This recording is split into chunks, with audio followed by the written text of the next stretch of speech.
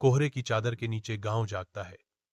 नरम रोशनी दृश्य को एक अलौकिक चमक के साथ चित्रित करती है। समय की कहानियों से उकेरा गया एक बूढ़ा बढ़ई रामू गांव के हृदय से थकावट भरी शान से गुजरता है।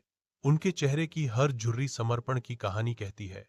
हर कदम एक ऐसे जीवन का प्रमाण है जो उनके शिल्प को निखारने में बीता। वह कार्यशाला की ओर बढ़ता है, एक ऐसी शरणस्थली जहां लकड़ी की खुशबू और उसके हथौड़े की गूंज वर्षों से गूंजती है। उनके चारों ओर ग्रामीण दैनिक जीवन की लय के साथ हलचल करते हैं। उनकी गतिविधियां रामू की चिंतनशील गति के विपरीत हैं। रामू श्यामल के दफ्तर में दाखिल होता है। हवा अनकहे शब्दों से भरी हुई है। श्याम, मध्यम आयु के बोझ से दबे एक व्यक्ति, अपनी विस्तृत डेस्क के पीछे बैठे हैं। रामू की आवाज थोड़ी कांपती है जब वो बोलता है, श्यामल जी, अब मैं रिटायर होना चाहता हूं। श्यामल धीरे से सिर हिलाता है।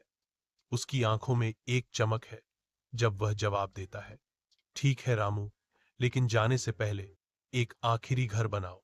रामू के होठों से एक शब्द निकला जिसमें निराशा थी। ठीक है। हालांकि अनकहा एक गहन उदासी रामू के चेहरे पर छा जाती है, जो अनदेखे बोझों का मूक प्रमाण है।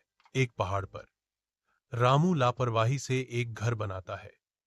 संरचना विशाल, आकाश के खिलाफ एक कंकाल है। उसके हाथों के नीचे घटिया लकड़ी के टुकड़े बिखर जाते हैं, क्योंकि वह टुकड़ों को एक साथ जोड़ता है।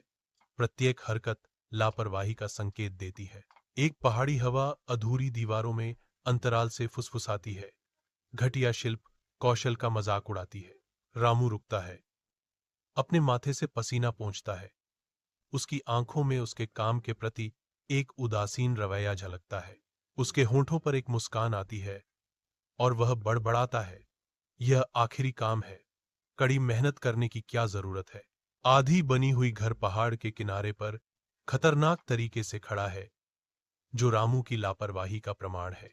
नवनिर्मित घर शाम की हल्की फीकी रोशनी में नहाया हुआ खड़ा है, जो ईंट और सपनों का एक स्मारक है। श्यामलाल आता है। उसके हाथ में एक चाबी चमक रही है, जो सिर्फ आश्रय से बढ़कर है।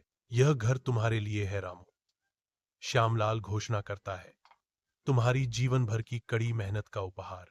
रामू की आंखों में एक कड़वा एहसास झलकता है। काश मुझे पता होता कि यह घर मेरा होगा। वह जवाब देता है, तो मैं इसे और भी समर्पण और देखभाल से बनाता। रामू चाबी को कसकर पकड़ता है। उसकी निगाह घर पर टिकी है। अब उसका घर, फिर भी खुशी की भावना अभी भी पहुंच से बाहर है।